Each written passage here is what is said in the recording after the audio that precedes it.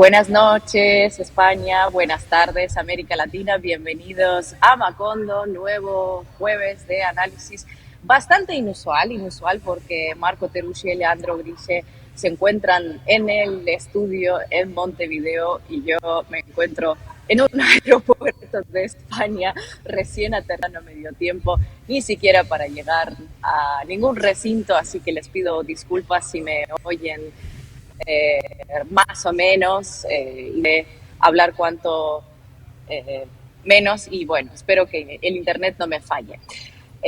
Hoy vamos a hablar un poco del mundo desde esta perspectiva latinoamericana porque, bueno, como les adelantábamos en el programa anterior, la semana pasada, la guerra entre Ucrania y Rusia ha tomado un nuevo giro muy inesperado para analistas internacionales, para militares, sobre todo para militares rusos, cuando a principios de agosto las tropas de Kiev invadieron la región rusa de Kursk, un territorio que está justo en la frontera con Ucrania y bueno, que como hemos visto en estas casi más de 2 semanas, resultó ser totalmente permeable para un ataque extranjero de gran envergadura. Las batallas llevan ya más de 2 semanas, desde 6 de agosto, entre cierta euforia de los grandes medios de información occidentales y voceros de la OTAN, y también cierta incomprensión sobre qué se viene, ¿no? Y cómo ha podido pasar. En este tiempo en el que Ucrania avanza de cierta forma en Rusia, Rusia avanza en el frente principal, que es el frente del Donbass, que Ucrania parece haber dejado sin suficientes recursos para atacar Rusia.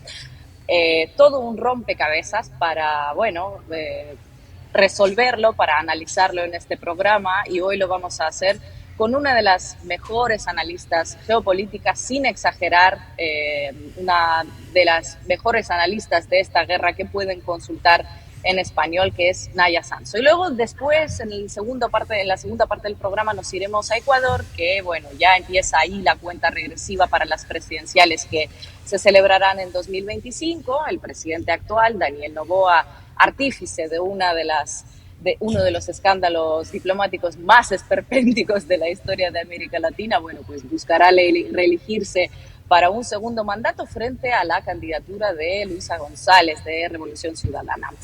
Así que hablaremos de la situación en Ecuador, de los ánimos en la calle ante estas políticas de Noboa y de los chances de diferentes fuerzas políticas. Vamos a arrancar, no se olviden de suscribirse al canal de Caras y Caretas, de apoyar si lo quieren, si consideran adecuado, y de compartir este vídeo y también de suscribirse al canal de Ina Genogeno. Buenas noches, Ina. Buenas noches, Marquito Teruggi. Estaba escuchando ¿cómo que se llama eso que le ponen a los niños para dormirlos?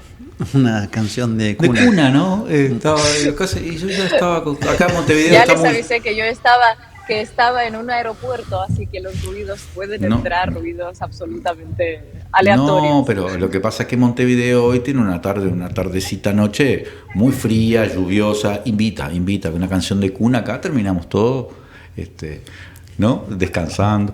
Bueno, Ina, buenas noches, buenas noches, Marco Teruggi, buenas noches a la comunidad de Macondo. Tenemos ya en contacto a Naya Sanso, justamente, ya le pedimos que ingrese para comenzar a conversar sobre el primer tema que nos va a interesar esta noche, que es hablar de lo que está sucediendo en las novedades que hay en el marco de esta guerra, que empezó hace ya febrero de 2022. Y si me apuras, mucho antes.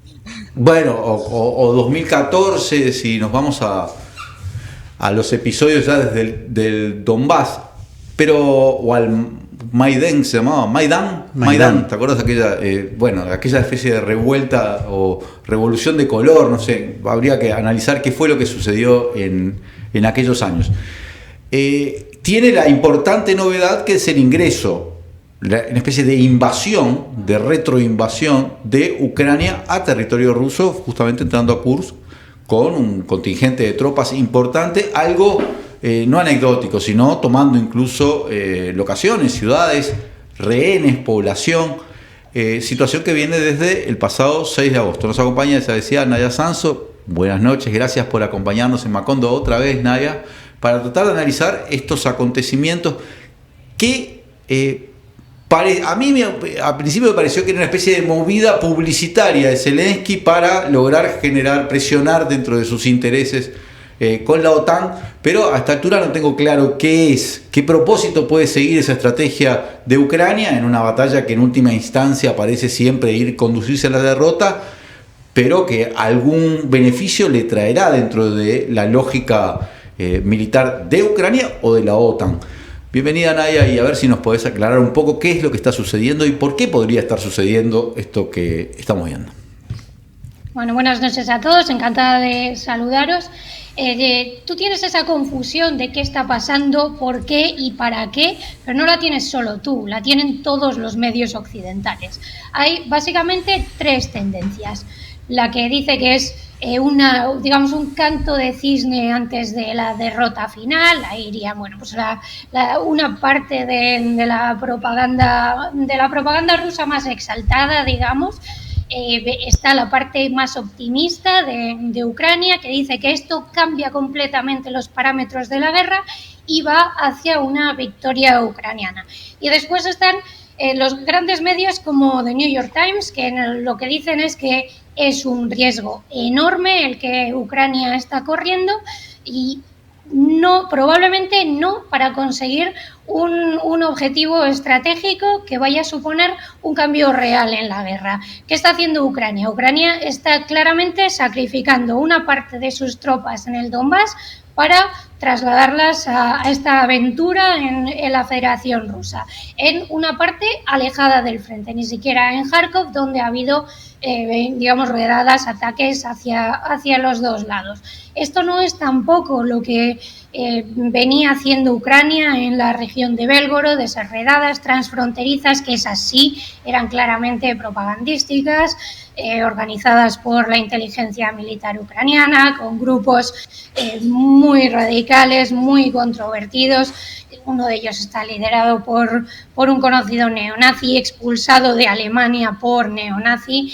Eso era otra cosa, eran grupos pequeños que entraban, hacían el daño que podían hacer, se sacaban esas fotos, había imágenes, había material, digamos, para la propaganda y volvían rápidamente a Ucrania. Esas redadas se han producido a lo largo de estos 2 años y medio en varias ocasiones, en varias regiones, también en Briansk. Esto es claramente otra cosa. Entonces, el ejército ucraniano, una operación que se llevaba planeando durante un tiempo. Zelensky hablaba en estos meses que se ha hablado de si podía haber negociación, si no. Zelensky se ha referido varias veces a movimientos ofensivos, una contraofensiva, que ya sabía dónde iba a ser, sabía cuándo, pero no iba a dar ninguna pista.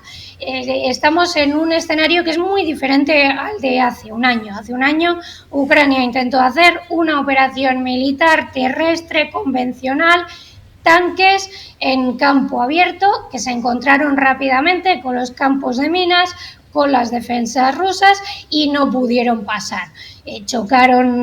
Tardaron semanas en tomar una localidad de importancia mínima, se perdió material, se perdieron soldados y Ucrania no consiguió romper ese frente. Las opciones que tenían ahora eran probar que el hombre es el único animal que tropieza 2 veces en la misma piedra, o la creatividad. Y si se esperaba que pudieran repetir esa contraofensiva por el frente central, por esa única parte en la que el río Dnieper no es factor, no hay que atravesar el río, eso protege a otras zonas del frente, o podían intentar algo nuevo. El objetivo, a mi entender, más allá de los objetivos militares que puedan tener, de poner en peligro el control de la central nuclear de Kursk, que sería el objetivo más claro, ese punto más débil, que puede ser muy peligroso para Rusia. Yo entiendo que políticamente lo que Ucrania está buscando es exactamente lo mismo que buscaba hace un año.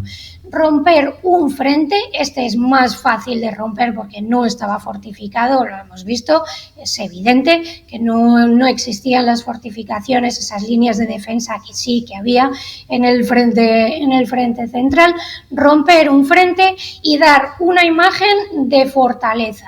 Una imagen de fortaleza que realmente sí que tiene una parte de propaganda, de una parte mediática. Ucrania se está presentando como mucho más fuerte de lo que es en realidad. Está hablando de desestabilización, de caos interno en Rusia, cosas que no se están dando, pero con esas imágenes de la frontera puede decir: Ucrania ha invadido Rusia, Rusia no es capaz de defenderse. La parte en la que está ahora mismo Ucrania es una parte muy pequeña, no solo una parte muy pequeña de Rusia, sino que es una parte muy pequeña comparada con la parte de Ucrania que está bajo control ruso.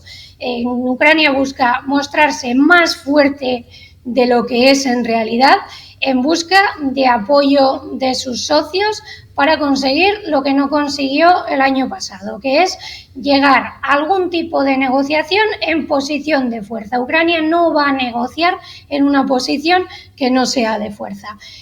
Con este tipo de operaciones lo que consigue es esa imagen de más fuerza de la que tiene en realidad, y a partir de ahí intentar negociar algo que sea más favorable a Ucrania de lo que sería si se mirase el frente en conjunto. El frente principal sigue siendo el de Donbass, y ahí Rusia está avanzando hacia zonas que están muy fortificadas. Esa es la diferencia.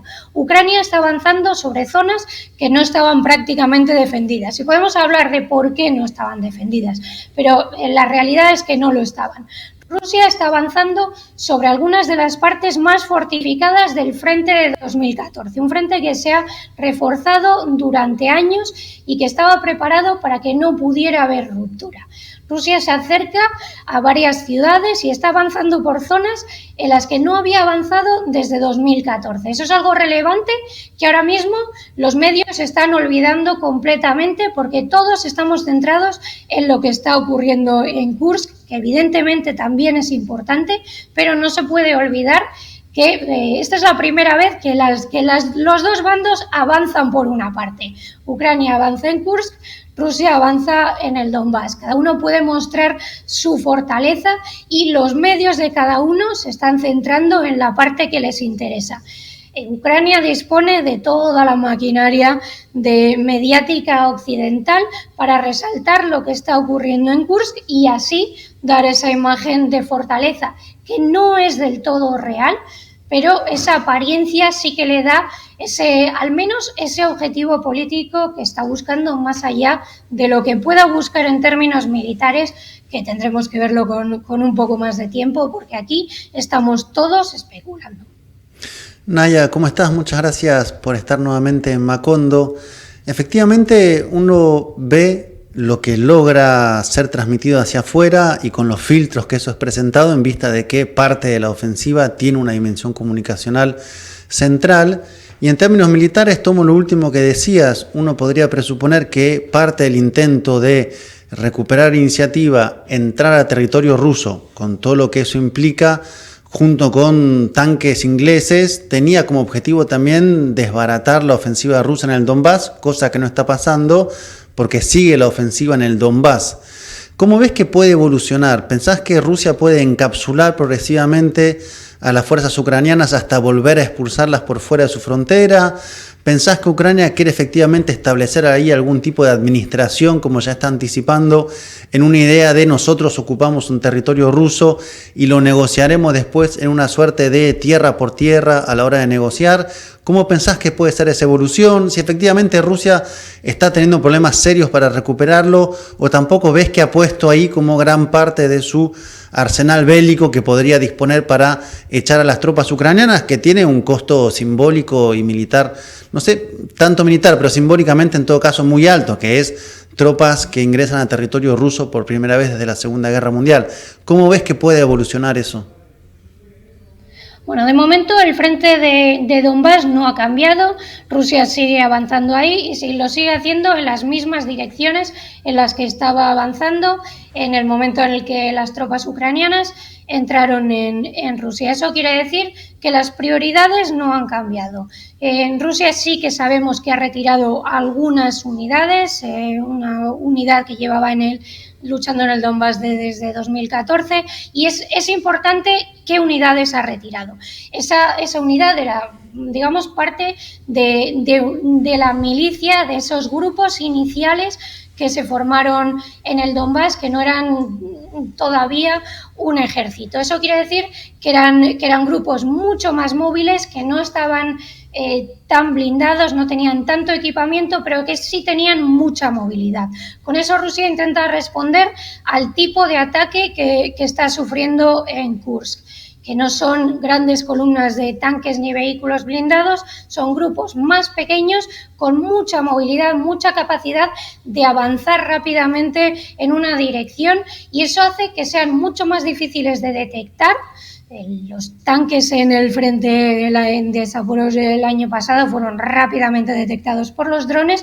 También ahora las columnas blindadas están siendo detectadas, pero no tanto estos grupos que se infiltraron inicialmente y comenzaron a tomar posiciones. Esa es la parte más difícil para neutralizar este tipo de operación, que no se neutraliza realmente con artillería, con aviación, tiene mucho más, tiene ese juego del gato y el ratón persiguiendo a esas tropas. Ucrania está destruyendo algo que Rusia no ha hecho realmente. Por ejemplo, los puentes en el Dnieper siguen estando ahí. Ucrania está destruyendo los puentes para garantizarse al menos una parte de esa región de Kursk en la que pueda atrincherarse y mantenerla en el tiempo. No es una zona muy poblada, la población está siendo evacuada, no es de esperar que haya bajas masivas entre la población civil, pero tampoco es de esperar que Rusia consiga rápidamente expulsar a esas tropas. Para empezar, porque no está desviando muchos recursos del frente del Donbass. Rusia no quiere dejar al descubierto ese frente que tanto le ha costado avanzar, esa parte del frente, el oeste de la ciudad de Donetsk, de la ciudad de Gorlovka, estaba muy, muy fortificado. Esos eran los fortines de Ucrania desde 2014-2015.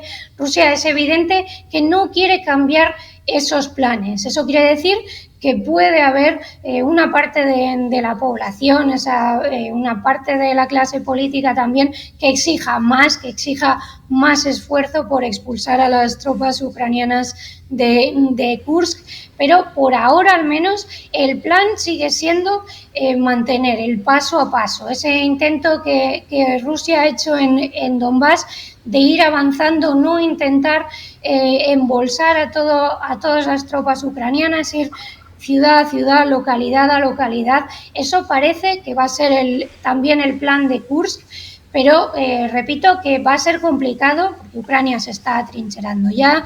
Hay días que hablan de una administración, otros días de que cuanto antes Rusia llegue a un acuerdo, es decir, sobre la base de ese plan de paz de Zelensky, es el plan de paz de Zelensky, es exigir la capitulación rusa.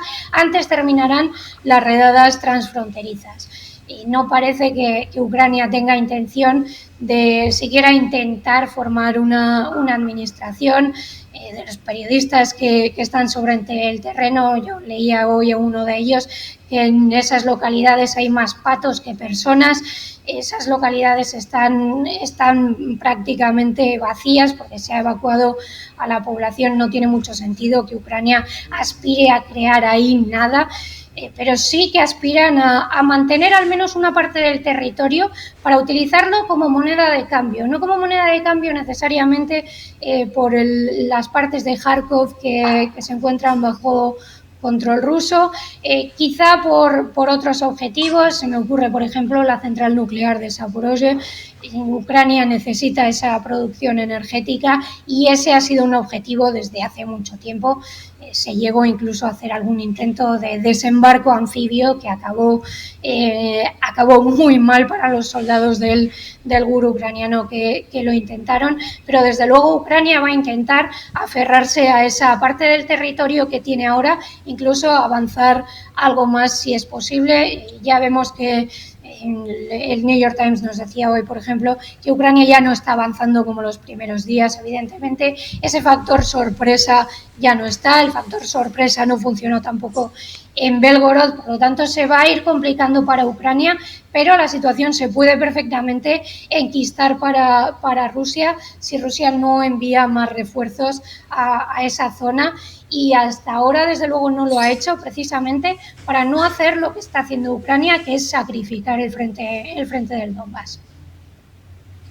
Naya, yo te quería preguntar sobre la estación de medición de gas que está en esta ciudad, en Suya. ¿Hasta qué punto el factor gasístico es determinante ahí?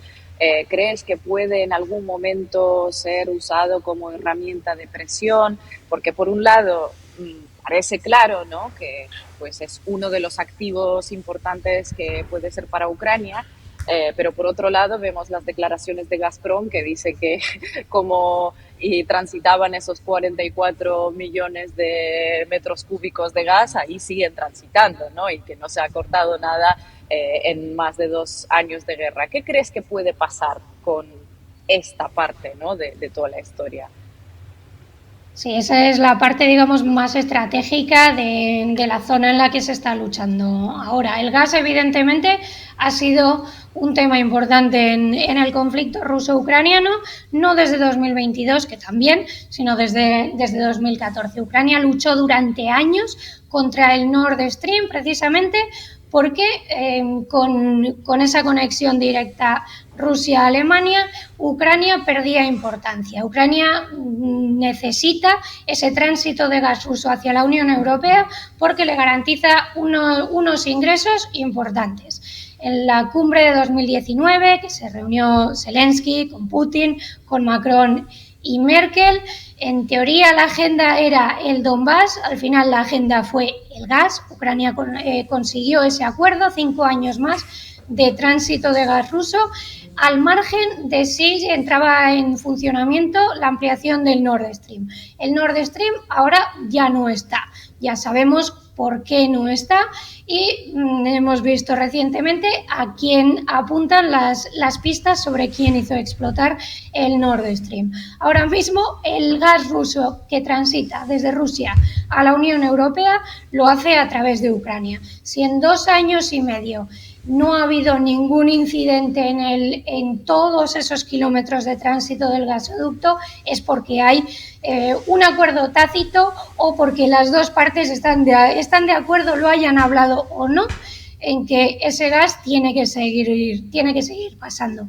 Evidentemente, el gas ruso que atraviesa Ucrania va, por ejemplo, a Hungría, un país con el que Ucrania mantiene una relación bastante tensa. Por lo tanto, tampoco se puede descartar que en algún momento Ucrania cierre el grifo. Eso sí, puede hacerlo desde Ucrania. No necesita tener el control de esa parte de Rusia. También es cierto que conseguir que la batalla se centre en esa zona y conseguir que sea Rusia quien tenga que bombardear el gasoducto, eso ya sería otra cosa, y ya sería una victoria masiva para la propaganda ucraniana. De momento no parece que estemos ahí, pero también dependerá de muchos factores. Uno de ellos es la relación Ucrania-Hungría y también lo que opinen los aliados, lo que opinen quizá los países de la Unión Europea, pero desde luego Estados Unidos. Ahí Estados Unidos tiene mucho que decir, y de momento parece que las cosas siguen bajo cierta normalidad, si podemos hablar de normalidad en un contexto de guerra. Nadia, no nos queda mucho tiempo. Yo quería hacerte unas preguntas ya en ciencia ficción, espero. pero hay dos cosas que me parecen importantes. Una, ¿hay alguna línea roja estimada para el gobierno de Vladimir Putin? Porque en realidad Rusia puede usar bombas nucleares tácticas si le entran al territorio. Es lo que haría Estados Unidos a los 10 minutos, ¿no? Pero también lo han dicho en algún momento, y supongo yo que Kursk no tiene la dimensión ni poblacional ni estratégica como para que Rusia avance con el uso de armas no convencionales, pero creo que es un juego muy riesgoso el ucraniano, meterse adentro 100, 500 kilómetros en territorio de la Federación Rusa. Esa es una cosa. Y lo otro, ¿cuánto juega el proceso electoral de Estados Unidos en en estas decisiones estratégicas que puedes tomar, o decisiones tácticas o militares que pueda tomar Zelensky? ¿Te parece que puede haber alguna intención de jugar algún partido ahí, de jugar algo en esa disputa electoral? Desde luego, eso en este caso está claro. Por un lado, si Trump gana las elecciones, sabemos que lo que él propone es negociación inmediata. Si Ucrania se niega a negociar, se le retirará el flujo de armamento. Si Rusia se niega a negociar, Ucrania recibirá más armamento. Presentarse como estar dispuesto a negociar es algo importante para Zelensky en caso de que gane Trump.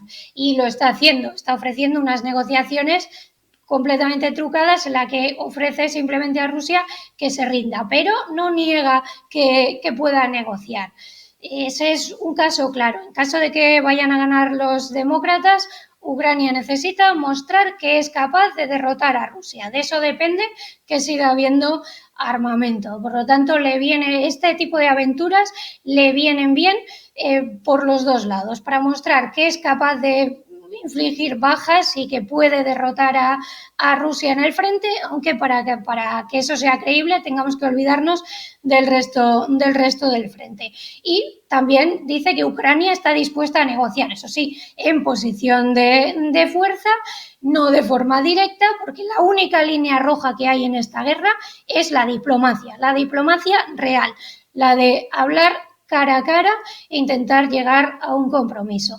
Las demás líneas rojas se han ido traspasando hasta que ya hemos visto material pesado occidental, no contra Rusia, sino directamente en territorio ruso. ¿Qué va a pasar con los F-16 cuando empiecen a ser utilizados? ¿Van a ser utilizados también en territorio ruso? Por el momento no lo sabemos, pero otro de los objetivos que Ucrania ha conseguido con esta aventura de Kursk es que sabe que tiene el permiso de sus socios para atacar en territorio ruso utilizando todo tipo de armamento terrestre occidental. Por lo tanto, hemos atravesado ya esa nueva línea roja y, como tú decías, es un juego peligroso en el que nos vamos acercando ya a cierta zona de peligro en la que se puede empezar otra vez a hablar de la cuestión nuclear. Si me preguntas mi opinión personal, creo que la opción nuclear es lo último que querría hacer Vladimir Putin. Él siempre, así como Dmitry Medvedev, por ejemplo, es capaz de sacar la cuestión nuclear muy a la ligera, Vladimir Putin ha tenido mucha más contención y ha mencionado la doctrina nuclear rusa, pero siempre dejándolo como ultimísimo recurso. Desde luego no estamos ahí. Hay una parte de Kursk bajo control ucraniano, pero no corre peligro la integridad del Estado, no es de momento un ataque estratégico, no se amenaza con un ataque nuclear. De momento no estamos ahí y no creo que vayamos a estarlo de momento. Sí que es cierto que a medida que avanza el tiempo se van traspasando todo tipo de lo que inicialmente parecían líneas rojas y nos acercamos a terrenos pantanosos en los que puede volver a aparecer esa cuestión. De momento no estamos ahí y repito que creo que eso es lo último que querría hacer Vladimir Putin y que creo que de momento se considera que Rusia es capaz de defenderse por medios convencionales. Naya, muchísimas gracias por haber estado en Macondo. Vamos a seguir este tema, ya van 2 años y medio, si se pone como inicio febrero del 22 y por lo que se ve va a seguir un tiempo más, así que estaremos llamándote, hablando otra vez con vos para entender lo que está pasando en una guerra que está lejos de América Latina, pero también cerca, porque la geopolítica hoy también acerca a las partes y lo que parece lejano es en realidad parte de lo que nos acontece acá también en el sur. Así que muchas gracias. Acá nos vamos al corte y regresamos en unos muy breves minutos para hablar de Ecuador, donde ya estamos camino a las elecciones presidenciales.